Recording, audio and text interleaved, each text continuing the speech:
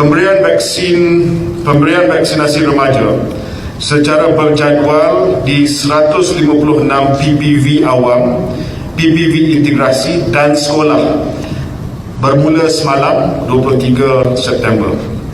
Melalui pendekatan ini, pemberian vaksin adalah secara berjadual kecuali untuk remaja yang tidak bersekolah, maknanya dia no longer in the school system.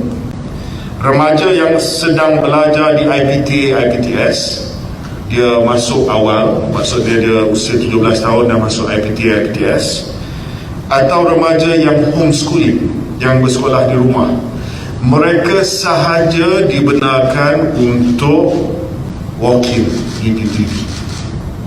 Ya, perkara ini telah disebut berulang kali, tapi masih lagi ada yang walk-in.